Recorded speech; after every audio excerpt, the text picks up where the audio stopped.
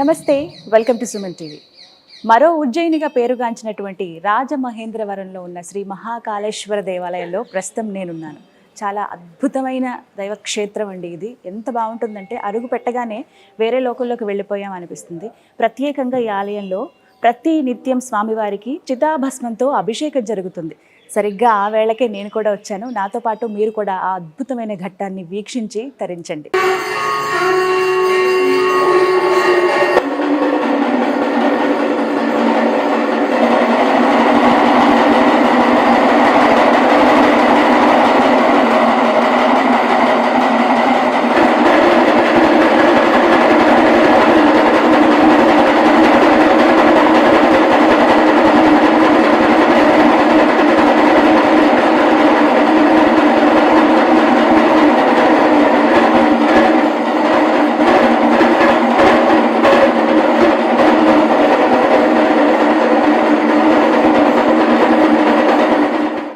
మనతో పాటు ఆలయ ప్రధాన అర్చకులు ఆదిత్య శర్మ గారు ఉన్నారు. వారితో మాట్లాడదాం.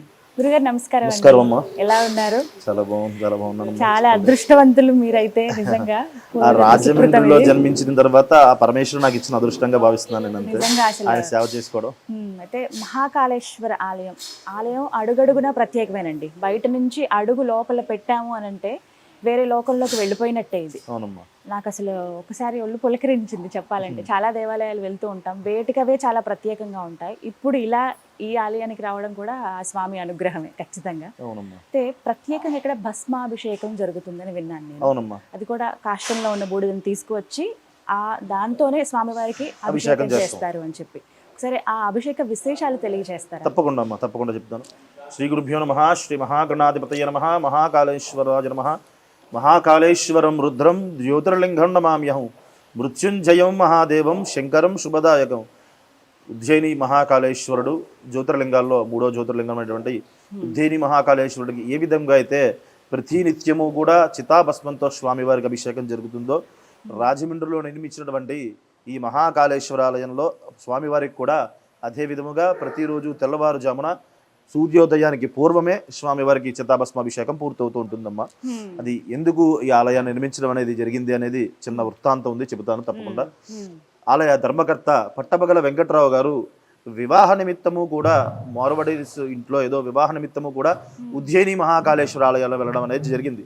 అక్కడ చితాభస్మాభిషేకాన్ని చూసి అయ్యో మన దగ్గర ఆయన పూర్వమే ఒక 20 సంవత్సరాల క్రితమే 2 శ్మశాన వాటికలు నిర్మించడం అనేది జరిగింది. ఇన్నీస్పేట కైలాస భూమి, కూడలింగాలపేట కైలాస భూమి, 2 కైలాస భూములు కూడా ఆయన చేతుల మీదుగా ఆయన నిర్మించి ఆయన్ని డెవలప్ చేసుకుంటూ వస్తున్నారు. మన దగ్గర 2 శ్మశాన వాటికలు ఉన్నాయి కదా, మన దగ్గర చనిపోయిన ప్రతి వ్యక్తికి కూడా ఒక పుణ్యం అనేది లభించాలి, వాళ్ళకంటూ సర్వపాపములు తొలగి ఉండాలి అని చెప్పి ఆయనకున్న ఒక చిన్న ఆలోచనతో ఇంత గొప్ప ఆలయం నిర్మించడం అనేది జరిగింది. ఒక శివాలయం కట్టి ఆ స్వామివారికి భస్మాభిషేకం చేద్దాం అనుకున్న ఆలయంలో ఆ పరమేశ్వరుడు ఆయనలో లిఖితమయ్యి ఇంత గొప్ప ఆలయాన్ని నిర్మించుకున్నాడు. 2 ఎకరాలలో కూడా ఈ ఆలయం అనేది నిర్మాణం అనేది జరిగింది. ప్రతిరోజు నిత్యం ఉదయం 4 గంటల నుంచి 5:30 గంటల వరకు కూడా స్వామివారికి చితాభస్మంతో అభిషేకం జరుగుతుందమ్మా. చాలా మందికి చాలా అనుమానాలు ఎక్కువ ఉన్నాయి. అంటే నన్ను అడిగిన ప్రశ్నలే టీవీ ద్వారా మీకు చెప్పడం అనేది జరుగుతుంది. ఒక వారం ఒక రోజే చేస్తారా లేకపోతే నెలకు ఒకసారా చేస్తారా అనేది ప్రతిరోజు 365 రోజులు కూడా స్వామివారికి అభిషేకం జరుగుతుందండి ఈ ఆలయంలో. ప్రతిరోజు ఆ సమయంలో గ్రహణ శూల ఏమైనా ఉంటే తప్ప ఆ భస్మాభిషేకం అనేది ఆగకుండా నిరంతరము కూడా మొదలుపెట్టిన దగ్గర నుంచి ఈ రోజు వరకు కూడా ఏ రోజు కూడా ఆటంకం లేకుండా నిరాటంకంగా స్వామివారికి భస్మాభిషేకం జరుగుతుంది. ఎన్ని సంవత్సరాలు అవుతుందండి ప్రారంభం? 2 ఏళ్ళు పూర్తి అవుతుందమ్మా. రేపు ఏప్రిల్ 6వ తారీఖు వస్తే 2 ఏళ్ళు పూర్తయి 3వ ఏళ్ళలోకి స్వామివారి ఆలయ ప్రతిష్ఠ అయిన తర్వాత 2022 ఏప్రిల్ 6వ తారీఖు ప్రతిష్ఠ అయింది. 2000 ఏప్రిల్ 7వ తారీఖు నుంచి కూడా ఖచ్చితంగా స్వామివారికి అభిషేకం అనేది ప్రారంభించాం. అది నిరాటంగా జరుగుతోందమ్మా. అసలు ఎలా సేకరిస్తారండి ఆ కాష్టం? ఉదయం నుంచి సాయంత్రం దాకా కూడా కులమత వర్ణ భేదము లేకుండా, అంటే వీళ్ళవే తీస్తాం వీళ్ళ తీయము అనేది భేదము లేకుండా దహనమైన ప్రతి ఒక్కరివి కూడా అక్కడ మేము 2 కలసలు ఏర్పాటు చేయడం అనేది జరిగిందండి. ఆ కలసల్లో ఎవరైతే బంధువులు చనిపోయిన వాళ్ళ బంధువులు వస్తారో ఆ తలకొలంతా కూడా పూర్తయిన తర్వాత ఆ భస్మాన్ని వాళ్ళ చేతులతోనే తీసి ఆ కలసల్లో వేయమని చెప్తామండి మేము. వేసిన తర్వాత రాత్రి మొత్తం అన్ని కూడా పూర్తయిన తర్వాత రాత్రి 9 ఆ ప్రాంతానికి ఆలయానికి ఆ భస్మం అంతా 2 కుశ వాటికల నుంచి ఆ భస్మం ఆలయానికి చేరుకుంటుంది. దాని తర్వాత మా పురోహిత పరివారం వెళ్ళి దాన్ని శుభ్రంగా జల్లించి విభూదినే ఆ మలినాలు ఏమీ లేకుండా ఆ విభూదిని శుభ్రంగా కలసంలో తీయడం అనేది జరుగుతుందండి. అది ఆలయానికి ఉదయాన్నే 4 గంటలకు ఆలయానికి తెచ్చుకుని స్వామి వారికి అలాగే ఆ భస్మానికి కూడా పూజ చేస్తాం. భస్మానికి అలాగే స్వామి వారికి కూడా పూజ చేసి ఆ భస్మాన్నే స్వామికి నివేదన చేస్తాం. చిత్తా భస్మాన్నే స్వామికి నివేదన చేసి ఆ భస్మాన్నే స్వామికి అర్పణగా ఆ చనిపోయిన జీవి ఏవైతే ఉన్నారో పునర్జన్మ నశీయతి, ఎవరిదైతే భస్మం స్వామి వారి మీద పడుతుందో పునర్జన్మ ఉండకుండా వాళ్ళు ఆ కైలాస ప్రాప్తం పొందుతారు అని శివపురాణంలో చెప్పబడింది. అలా చేయడం వల్ల ఆ జరిగిన జీవి కూడా చాలా తృప్తితో ఆ భస్మాభిషేకాన్ని చేస్తారండి. అదే స్వామివారికి నైవేద్యంగా సమర్పించి ఆ భస్మాన్ని చేస్తాం. ప్రతిరోజు కూడా నూతన వస్త్రంలో ఆ భస్మాన్ని వేసి స్వామి వారి మీద అభిషేకం చేయడం అనేది జరుగుతుంది. దీని గురించి కూడా పరమేశ్వరుడు చెప్పిన వృత్తాంతం అండి ఇది. ఒక జీవితో ఒక మానవుడితో చెప్పిన వృత్తాంతం ఏమిటయ్యా అంటే, శ్మశానంలో ఎలాగా ఈశ్వరుడు ఉంటాడు, శ్మశానవాసే ఈశ్వరుడు కాబట్టి శివాయ శవాయ రెండు కూడా ఒక్కటే శబ్దం. కానీ శివుడు చెప్పిన మాట ఏమిటయ్యా అంటే, ఒక మనిషి దహనం అవుతున్నట్టండి. దహనం అవుతుంటే ఆ జీవి బాధపడుతున్నట్ట, ఏంటి కాలుస్తుంటే బాధపడుతున్నట్ట. ఇక్కడ దాకా కూడా నా భార్య బిడ్డలు, నా పిల్లలు, నా తల్లిదండ్రులు, అదే ఆడవారైనా మగవారైనా ఎవరైనా సరే ఇక్కడ దాకా కూడా నేను బంధువులు అని చెప్పి చాలా ఉన్నాను, ఇక్కడ నన్ను వదిలేసి వెళ్ళిపోయారు. తలకొరు పెట్టిన తర్వాత ఎవరిని ఉండనివ్వరు, వెళ్ళిపోమని పక్కన వెళ్ళిపోండి, కపాల మోక్షం అయిన తర్వాత మీకు చెబుతామని చెబుతారు. అలాగా అనుకుంటున్నప్పుడు జీవి కాలిపోతుంటే చాలా బాధపడుతున్నట్ట. ఇక్కడ నన్ను వదిలేసి వెళ్ళిపోయారు అందరూ, నాకు ఎవరో తోడు లేరని చెప్పి పరమేశ్వరుడు ఆ జీవి దగ్గర ప్రత్యక్షమవుతాటండి. ప్రత్యక్షమయ్యి చెబుతాట, ఇక్కడ నుంచి నీ బాంధవ్యాలన్నీ తొలగాయి, నువ్వు కైలాస ప్రాప్తానికి పొందుతావు, నీకు అక్కడే బాంధవ్యాలు ఉంటాయి అని చెప్తాటండి. చెప్పిన తర్వాత ఆ జీవుడికి పరమేశ్వరుడు ఏ విధంగా కనిపిస్తాడయ్యా అంటే, శిరస్ భాగం ఒకటే కనిపిస్తుందటండి, మిగతాదంతా కూడా మండుతున్న అగ్నిగోళంలా ఉంటాడట. ఆ పరమేశ్వరుడు కూడా ఆయన శరీరం కూడా దహనం అవుతున్నట్టే ఉంటుందిట ఆ కనిపించే జీవికి. ఎప్పుడయ్యా ఆయన శరీరం రూపు పొందుతుందంటే, ఎప్పుడైతే ఆ జీవి దహనం పూర్తిగా జరిగిన తర్వాత ఆ పరమేశ్వరుడు ఆ భస్మాన్ని తీసుకుని శరీరానికి రాసుకుంటాట, అప్పుడు ఆయన కూడా శరీరం ఏర్పడుతుంది. అంత గొప్పది ఈ భస్మాభిషేకం. అంటే చాలా మంది చాలా చులకనగా మాట్లాడుతుంటే మనసుకు బాధ కలిగి ఇంత గొప్పగా చెప్పడం జరిగింది. భస్మాభిషేకం అనేది చాలా గొప్పది. ఇది చేయడం వల్ల చూడడం వల్ల కూడా ఆయుర్వృద్ధి కలుగుతుంది, అపమృత్యు దోషములు తొలుగుతాయి అని చెప్పి శివపురాణంలో చాలా గొప్పగా చెప్పబడింది దీని గురించి. అంటే చితాభస్మంతో అభిషేకం అనేది కేవలం ఉజ్జయిని మహాకాళేశ్వర ఆలయంలో మాత్రమే జరిగేదని విన్నాము. కానీ తర్వాత ఇలా రాజమహేంద్రవరంలో ఉన్నటువంటి కాళేశ్వర స్వామి ఆలయంలో జరుగుతుంది. దీని పేరు కూడా మహాకాళేశ్వర ఆలయం, మరో ఉజ్జయిని అనే పేరుతో ఈ ఆలయం కూడా నిర్మించడం అనేది జరిగిందండి. ప్రతి నిత్యము కూడా స్వామి వారికి డైలీ ఒక 15 నుంచి 20 ఖచ్చితంగా ఇక్కడ దహనం అనేది జరుగుతూ ఉంటుంది. దహనమైన ప్రతి ఒక్కరివి కూడా కొంచెం కొంచెం విభూతిని కలసల్లో ఏర్పాటు చేసి అది శుభ్రంగా ఆలయానికి తెచ్చుకుని పొద్దున్నే మా అర్చకులు అక్కడికి వెళ్తాం.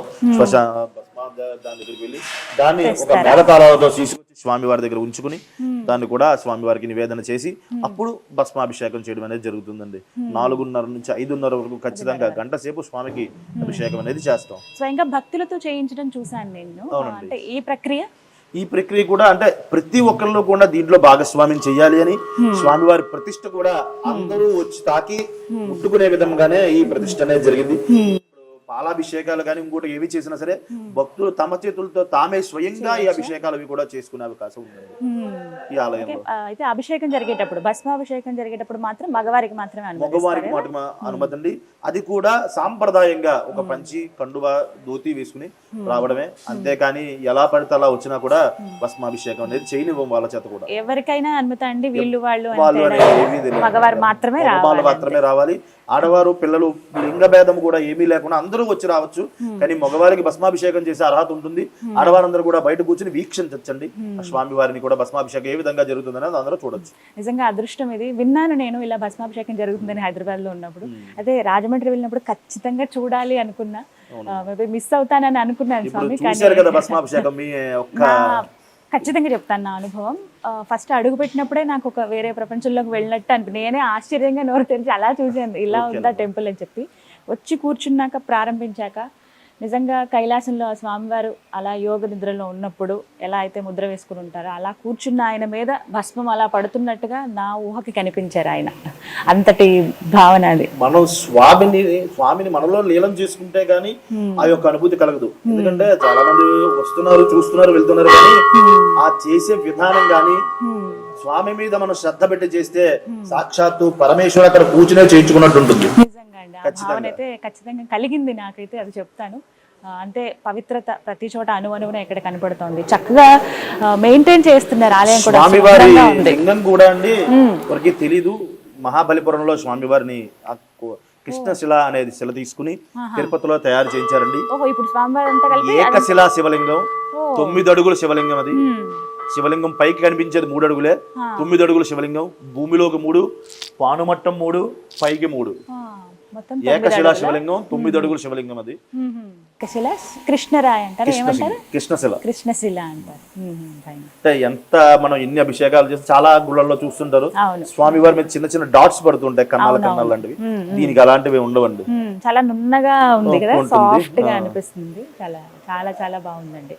అంటే పాల్గొనే వారికి కలిగేటువంటి అదృష్టం ఏంటో చెప్పండి. ఎవరైతే భస్మాభిషేకం చేయించుకుంటారో అది వాళ్ళ కుటుంబ సభ్యులే కావచ్చు, చేసేవాళ్ళు కావచ్చు, వాళ్ళు కలిగేటువంటి అదృష్టం. అపమృత్యు దోషము తొలగి ఆయుర్వృద్ధి కలుగుతుంది. అంటే ఇప్పుడు మనకి చాలా విధాల చాలా మంది చెప్తూ ఉంటారు, ఆ యాక్సిడెంట్లు ఎక్కువ అవుతున్నాయండి, జరుగుతున్నాయండి, లేకపోతే అనుకోకుండా పడిపోతున్నానండి ఇళ్లలోనండి. ఇది చూడడం వల్ల కానీ చేయడం వల్ల కానీ అపమృత్యు దోషాలు అంటే అనుకోకుండా సంభవించే దోషాలు ఏమున్నా కూడా తొలగి ఆయుర్వృద్ధి కలుగుతుంది అని శివపురాణంలోనే చెప్పబడిందండి. పరమేశ్వరుడు సాక్షాత్తు మానవుడికి చెప్పిన విషయాలు ఇవన్నీ కూడా. మాకు ఇలా చెయ్యండి అని చెప్పి పరమేశ్వరుడే చెప్పిన విధంగా చెప్పారు.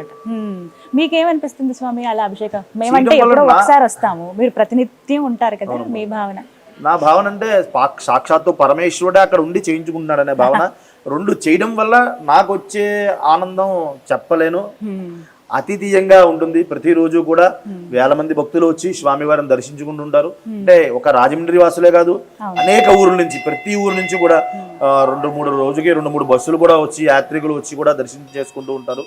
అనేక ఊర్ల నుంచి నిన్న మొన్న కూడా చాలా మంది ఫారినర్స్ కూడా వచ్చి దర్శనం చేసుకోవడం అనేది కూడా జరిగింది. చాలా సంతోషం స్వామి, మాకు ఈ అవకాశం దక్కింది. ఇది నిజంగా ఒక అదృష్టంగా భావిస్తున్నామండి. ప్రతి నిత్యము కూడా స్వామివారికి ఉదయం 4 గంటల నుంచి 5:30 గంటల వరకు కూడా చితాభస్మంతో అభిషేకం జరుగుతుంది. సాంప్రదాయ దుస్తుల్లోనే వచ్చి స్వామివారికి అభిషేకం చేసే విధంగానే పెట్టాం. తర్వాత అభిషేకాలన్నీ కూడా ఎవరు ఏ విధంగా వచ్చినా సరే ఖచ్చితంగా అనుమతి లోపల గర్భాలయంలోకి వచ్చి స్వామిని అనుమతించి లోపల భక్తులకు అనుమతించి వాళ్ళ చేతులతో వాళ్ళే అభిషేకం చేసుకునే విధానం కూడా నిర్మించాం. చాలా సంతోషం అండి, చక్కగా వివరించారు. పరమేశ్వర అనుగ్రహ ప్రసాద సిద్ధిరస్తు.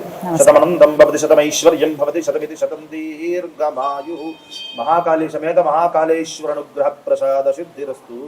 థ్యాంక్ యూ స్వామి, నమస్కారం అండి. విన్నారు కదా, చితాభస్మంతో అభిషేకం జరుగుతుందండి ఉదయం 4 గంటల నుంచి 5:30 వరకు. చాలా అద్భుతమైన ఘట్టం అది. పాల్గొనదలిచిన వాళ్ళు చాలా చక్కగా రండి, స్వామివారి దర్శనం చేసుకోండి.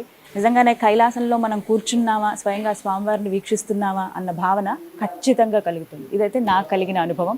మీకు కూడా ఆ దర్శనం కలగాలని, ఆ భాగ్యం దక్కాలని మనస్ఫూర్తిగా కోరుకుంటున్నాను. నమస్తే.